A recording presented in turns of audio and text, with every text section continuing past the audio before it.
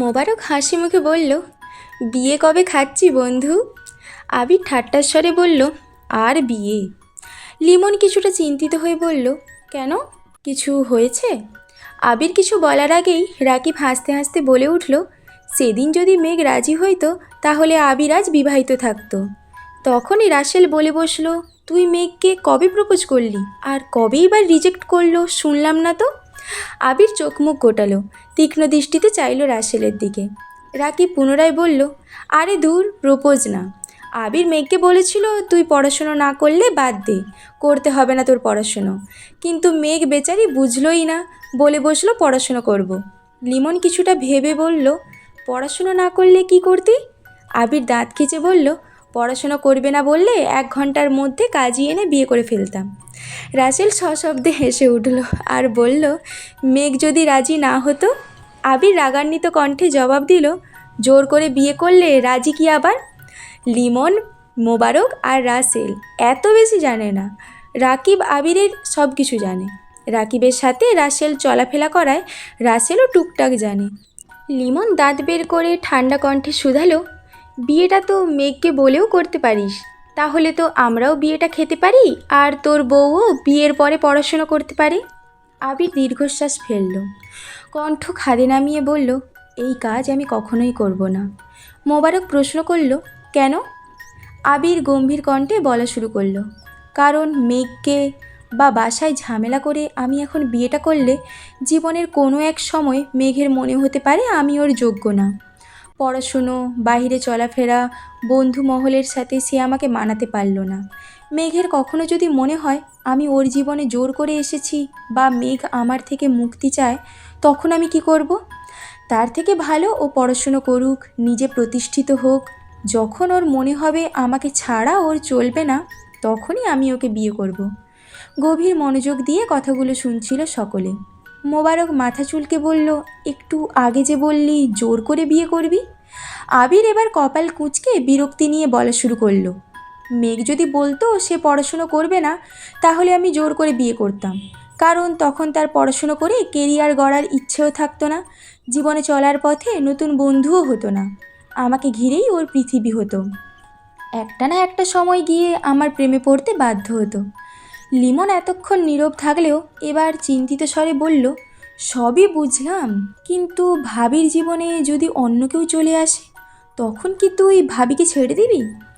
রাকিব ফিক করে হেসে উঠল, তাচ্ছিল্যের স্বরে বলল, যা বলেছিস তুই, আবির দিবে মেঘকে ছেড়ে? হাসাইলি। এই আবির দেশেই এসেছে এক ছেলেকে পিটাইতে। ছেলের অপরাধ কি?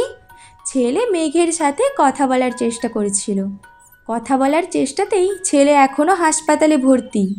যদি প্রেম করার চিন্তা করে তখন আবির কি করবে তোরাই ভাব।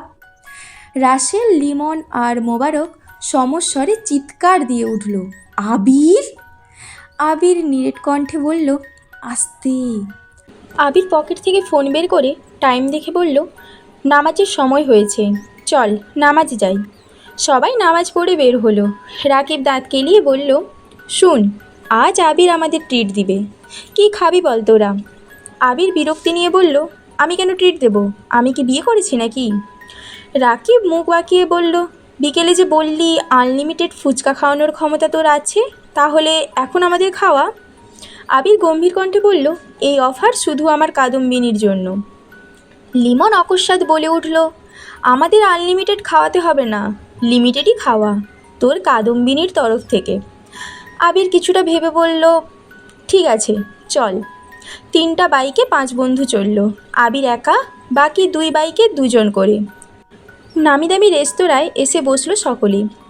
আবির উৎফুল্ল কণ্ঠে শুধালো, বুফে খাবি নাকি কাচ্চি? 4 বন্ধু চোখাচোখি করল।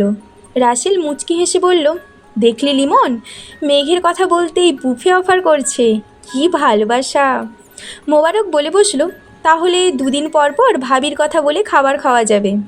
আবির কড়া কণ্ঠে জবাব দিল, এটাই আমার বিয়ের আগে আমাদের পক্ষ থেকে তোদের প্রথম এবং শেষ ট্রিট। এতদিন মেঘের কথা এত ডিটেলসে জানতি না, তাই ট্রিটের কথা ওঠেনি। আজ যেহেতু জানছিস তাই ট্রিট দিচ্ছি, আর কিছুই না। সবাই কাচ্চি আর বোরহানি নিল। আবির ফোন বের করে টাইম দেখে তাড়াতাড়ি খাওয়া শেষ করলো। বাকি 4 বন্ধু এখনও খাচ্ছে। আবির হাত ধুয়ে টিস্যু দিয়ে হাত মুছতে মুছতে বলল, তোরা কি আর কিছু খাবি? কেন, চলে যাবি নাকি? রাকিব বলল। আবির মুচকি হেসে বলল, তোদের ভাবি আমার জন্য অপেক্ষা করছে। সবাই একসাথে বলে উঠল, অ্যাঁ।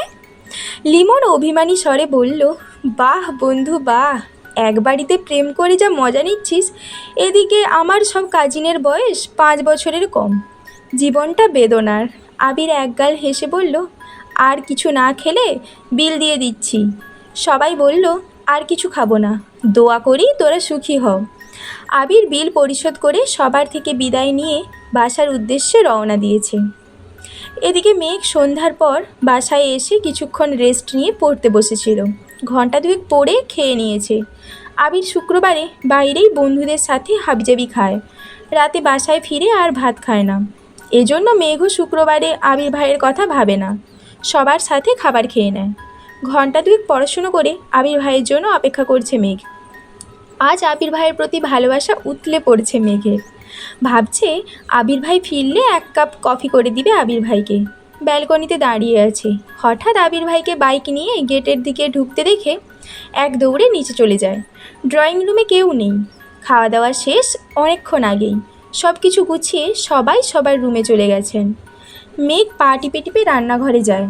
আবির চাবি দিয়ে লক খুলে বাসার ভিতরে ঢুকে বড় বড় কদম ফেলে হাঁটে সিঁড়ির দিকে। মেঘ ছোট একটা পাতিল টান দেয় পানি বসানোর জন্য। এই পাতিলের নিচে যে আরেকটি পাতিল ছিল সেটা তার চোখে পড়েনি। পাতিল ফ্লোরে পড়তেই জোরে শব্দ হয়। শব্দ শুনে আবির পাশ ফিরল, তাকালো রান্নাঘরের দিকে। মেঘ চোখ বন্ধ করে এক হাতে পাতিল সহ আর একটা খালি হাতের আঙুল দিয়ে দুকান চেপে ধরে আছে। মেঘকে রান্নাঘরে দেখে আবিরের পায়ের রক্ত মাথায় উঠে গেছে। দ্রুত পায়ে হেঁটে গেল রান্নাঘরের দিকে। আবির দাঁতে দাঁত চেপে গম্ভীর কণ্ঠে শুধালো, এখানে কি করছিস? আবির ভাইয়ের কণ্ঠ শুনে কেঁপে উঠল মেঘ। ভরকে যায় কিছুটা। মনে মনে ভাবছে, যদি বলি আবির ভাইয়ের জন্য কফি করতে আসছি তাহলে তো আমি শেষ। নরম স্বরে আস্তে করে মেঘ বলল, কফি খেতে ইচ্ছে হচ্ছিল। আবির সূক্ষ্ম দৃষ্টিতে পরখ করল অষ্টাদশীর আপাদমস্তক। গম্ভীর কণ্ঠে বলল, তুই ডাইনিংয়ে বস, আমি আনছি। মেঘ তটস্থ নজরে তা চাইল। দৃষ্টি তার নিরেট। কয়েক মুহূর্ত পর পাতিল রেখে ডাইনিং টেবিলের চেয়ার টেনে বসল। এক দৃষ্টিতে তাকিয়ে আছে রান্নাঘরে।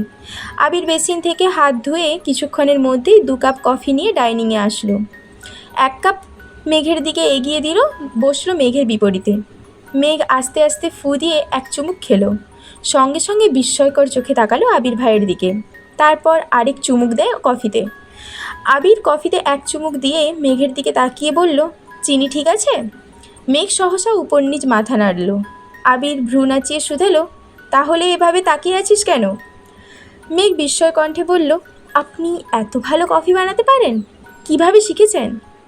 আবির নিরুদ্বেগ কণ্ঠে উত্তর দিল, বাইরে থাকলে এরকম অনেক কিছুই শিখতে হয়, পরিস্থিতিই শিখিয়ে দেয়।